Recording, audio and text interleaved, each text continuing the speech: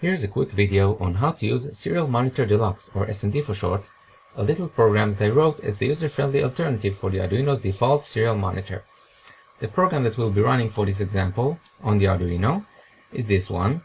It opens the COM port at 9600 baud, prints hello SMD, and in its loop it waits for input, reads this input 1 byte at a time, immediately writes its numeric value as a number, and its ASCII value as a character. Let's open the program and see how it works. smd.exe, that's only for Windows for now, but the Linux version should be on quite soon. So this program immediately identifies the COM ports that are available in my computer. Currently there's only one, so it connects to it also. And the default baud rate of 9600, but you can change that to either the standard Arduino default Arduino baud rates, or custom, which you can define by yourself in this window, where you can type in legal values. As long as it's not legal, it won't let you apply it. 40 is too slow for the hardware, actually. But if you write a valid value, and or several, like comma separated, you can apply it, and it will appear here under custom. You can use that. You can also reset your Arduino with this button. Here it tells me I sent a reset, and it gives me this hello SMD from the Arduino. Now let's say I want to send some texts. First I'll send a capital A.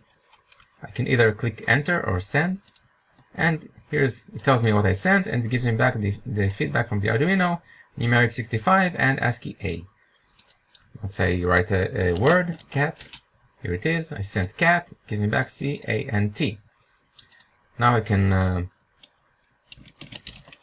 click some other things, and if I click a letter that has already appeared in some string, it gives me an autocomplete option suggestion here from the history. I can use this history to resend things that I've sent before. This saves you a lot of typing and memorization. You can also clear that history. Now let's say I want to send not the letter A, not the numeric 65, but I want a numeric 0, an actual 0. I can't send the character 0 because that will only give me the ASCII 0, which is 48.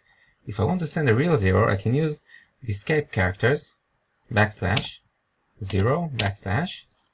You see that as long as it's not closed, as long as this input is invalid, it won't let me send it. It said check input. But when I close it, I can send that, and it sent the numeric 0, and the ASCII is non-printable. I can click the non-printables checkbox. It tells me that it's on, but it won't display 13 and 10 because that's the new line characters. And if I send that again, here I get the numeric 0 and the ASCII as an escaped 0. This way I can send non-printable characters. This is very useful for many kinds of Arduino programs that do not work with text but with numbers. There, 220.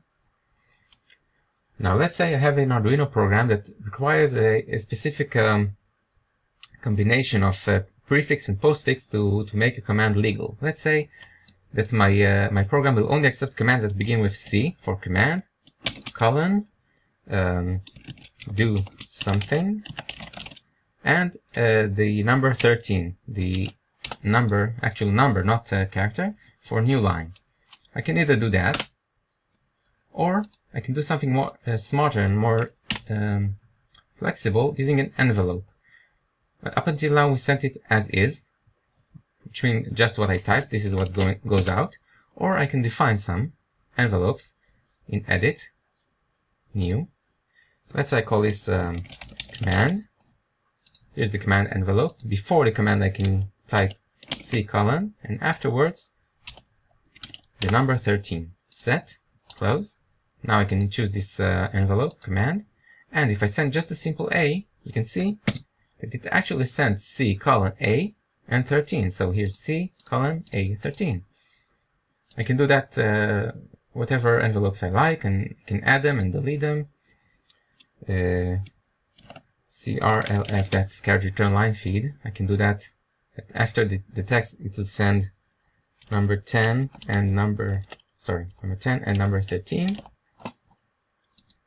So it will send a new line that's very common in using Arduino. A10 and 13. Now if you're wondering how you can send the backslash itself as a character, you can simply write two of them, and it will send the sorry, that's the envelope. I'll send it as is, and there you go. It only sent number 92, a single backslash. You have the auto scroll. You have the copy, where you can copy and paste this output to other applications. You can click this About button to see some information about the program and how to contact me, and of course clear the display. This should be very useful and very easy to debug your programs, and I hope it will bring you much enjoyment and will save you a lot of time. Go to my website, I will put a link below, to download this program, and please let me know if you find any bugs or you have any comments or compliments. Thank you for watching.